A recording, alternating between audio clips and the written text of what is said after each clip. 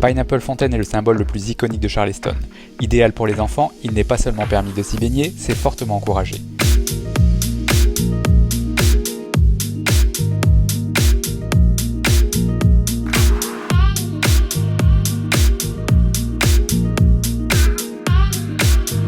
Le Waterfront Park est un endroit charmant pour tous les visiteurs de Charleston, en particulier les familles avec enfants.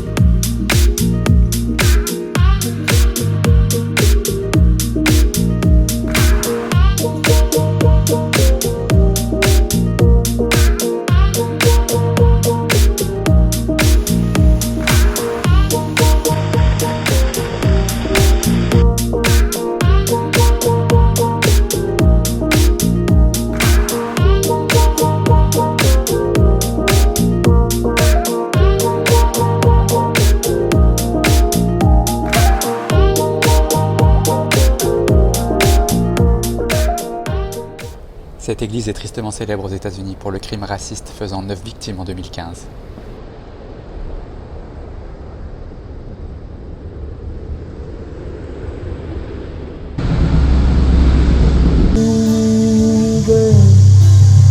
Acheter local, certifié récolté en Caroline du Sud.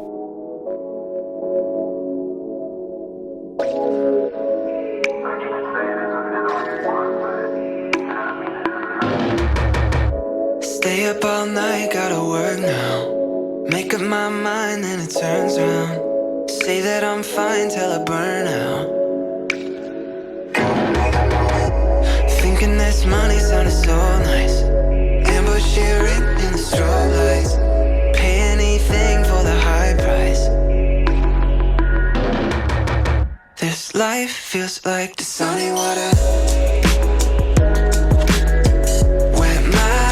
Séjourner dans le Historic District de Charleston est hors de prix. On est donc dans un hôtel à 30 minutes de voiture au nord. Le breakfast de l'hôtel. Mais où est Sacha ?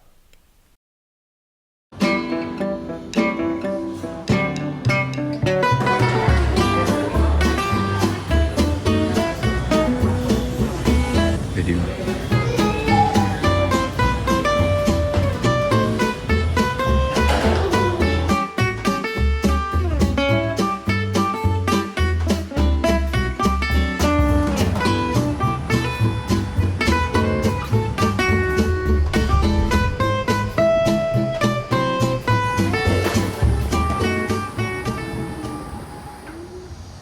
Charleston est considérée comme la plus belle ville des États-Unis.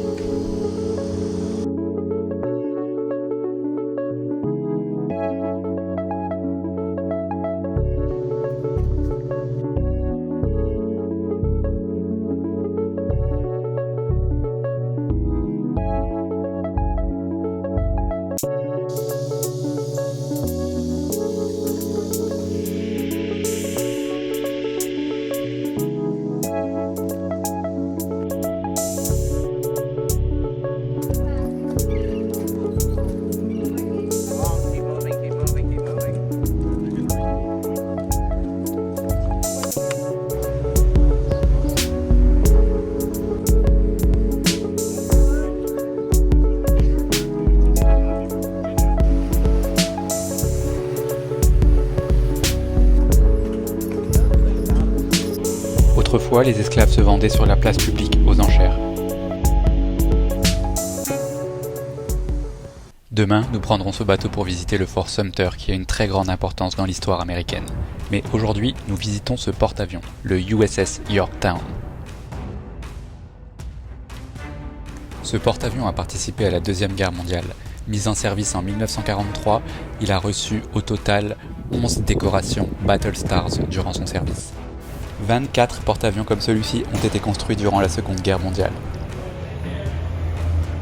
Scrappy nous aide à nous repérer dans le bateau. Merci Scrappy.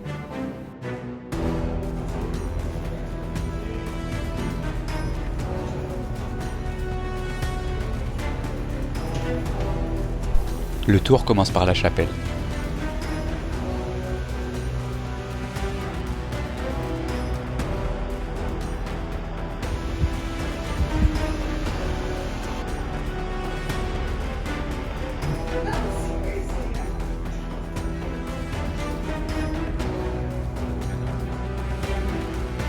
Ce navire a livré de nombreuses batailles contre les Japonais dans le Pacifique.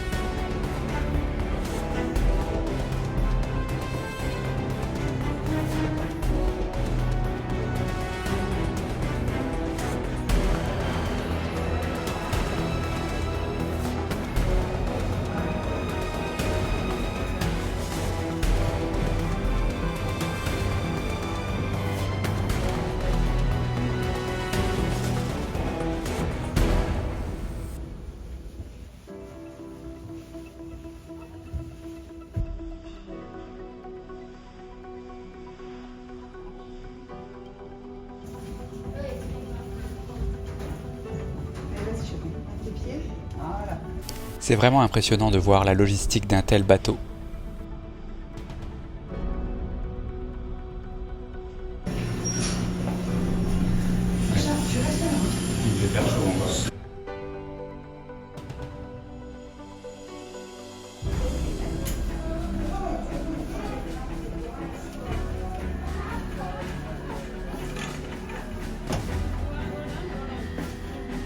J'imagine à peine les marins travailler dans cette salle des machines, dans une chaleur étouffante, un bruit assourdissant, au milieu du Pacifique, en guerre contre les Japonais qui n'hésitaient pas à cracher leurs avions sur les navires américains, les fameux kamikazes.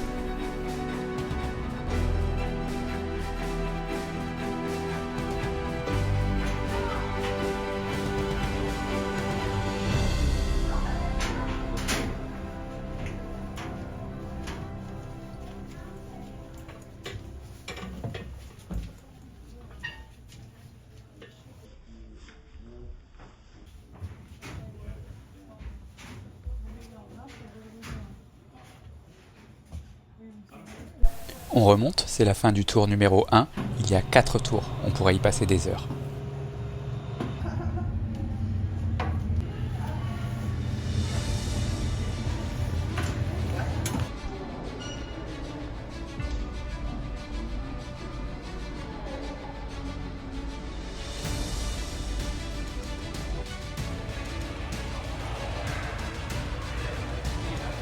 C'est le Yorktown qui a récupéré la mission Apollo 8 dans le Pacifique, après qu'ils aient fait 10 fois le tour de la Lune et revenu sur Terre sans encombre. C'était une première en 1968.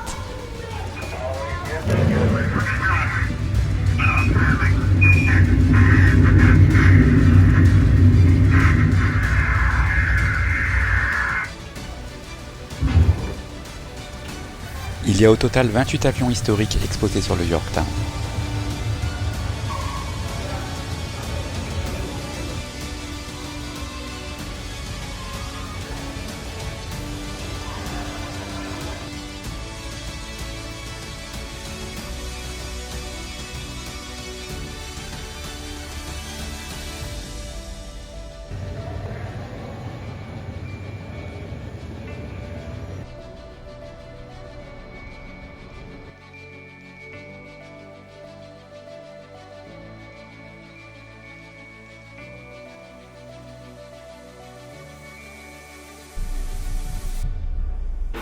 Voici un tout petit aperçu du tour numéro 2 qui comprend la cabine du commandant, la salle des commandes, etc. que je n'ai pas pu filmer par manque de temps.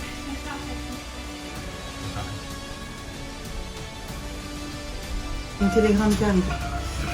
Télégramme.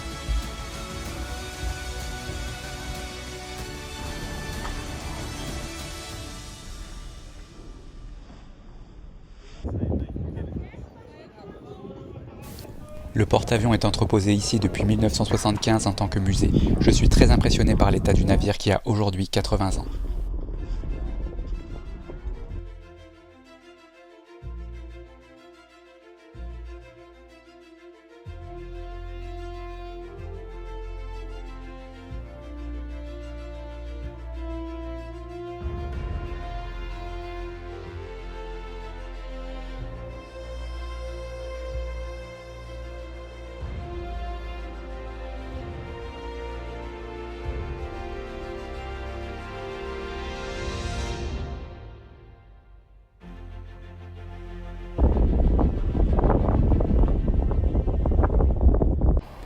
Il existe un gros passif entre le sud et le nord des États-Unis. Il y avait autrefois de grandes tensions, et même encore aujourd'hui. Savez-vous pourquoi? La guerre de sécession, connue sous le nom aux États-Unis de guerre civile, a débuté ici, lorsque le Sud a attaqué le fort Sumter, occupé par le Nord, les Yankees. La guerre de sécession est le premier conflit à opposer militairement les États-Unis entre eux. Après l'élection d'Abraham Lincoln, les États du Sud rejettent son élection, car il représentait le Nord et l'abolition de l'esclavage. Ils ont donc demandé à faire sécession, c'est-à-dire à quitter les États-Unis en créant leur propre nation appelée les États confédérés d'Amérique, avec leur propre président, leur propre monnaie, leur propre loi. Lincoln ne l'entendait pas de cette oreille, il n'était pas question de perdre les États du Sud, il était pour l'Union. Il existait un fossé entre le Sud et le Nord. Les États du Nord étaient bien établis, industrialisés, avec une économie diversifiée. La population était cosmopolite et la main-d'œuvre n'était pas chère grâce à l'immigration massive fuyant leur pays pour une vie meilleure. Le Sud était rural, l'économie n'était pas diversifiée et elle ne tenait qu'à l'agriculture. La population était aristocrate, très riche, avec une main-d'œuvre très rentable, l'esclavage, dans les plantations de coton, tabac et canne à sucre expédiant la marchandise en Europe. Les États du Sud votent sécession et forment la Confédération des États d'Amérique. 3 mois plus tard, les Confédérés bombardent le fort Sumter pour forcer les soldats de l'Union à quitter les lieux. C'est le début de la guerre civile entre le Sud et le Nord. Le Nord compte 22 millions de personnes contre 9 millions au Sud pour 4 millions d'esclaves. Il n'est pas envisageable pour les maîtres d'armer leurs esclaves de peur qu'ils se retournent contre eux. Les Yankees ont plus de budget, sont industrialisés et plus nombreux. Sur le papier, le Sud n'a aucune chance.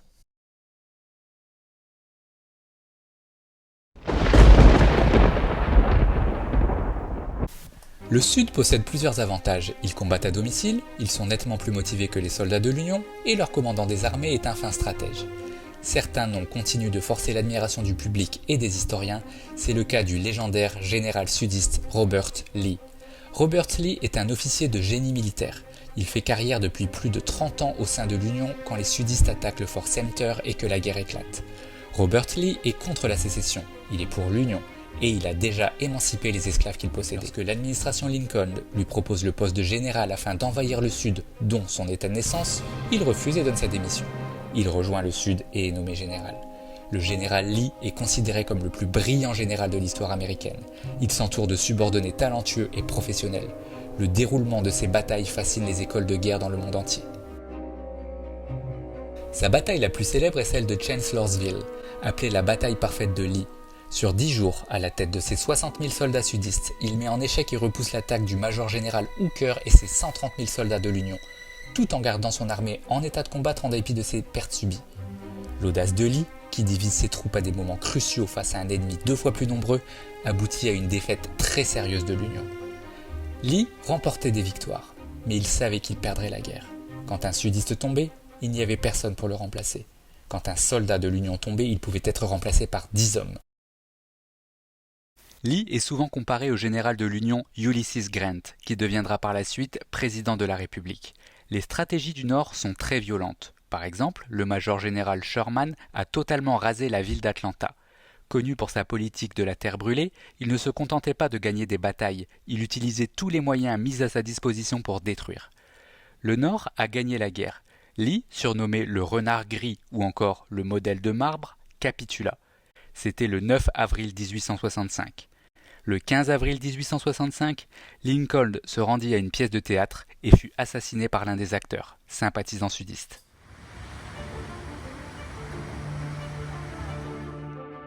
Il faut 30 minutes de bateau pour se rendre sur le fort Sumter.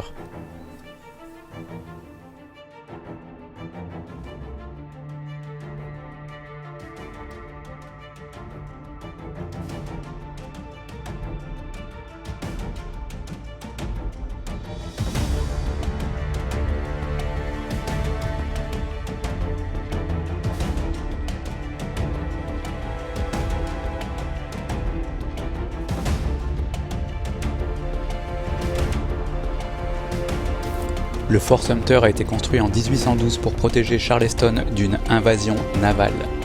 Après avoir déclaré son indépendance le 20 décembre 1860, la Caroline du Sud envoie une ambassade au gouvernement fédéral pour négocier la remise des forts de Charleston. Cette demande est soutenue par plusieurs centaines de miliciens qui promettent de s'emparer par la violence des forts fédéraux si le gouvernement refuse leur proposition. Les sudistes ont bombardé le fort Sumter dans la nuit du 12 au 13 avril 1861 pour déloger la garnison fédérale occupant le fort Sumter. Et c'est comme ça que la guerre de sécession a débuté.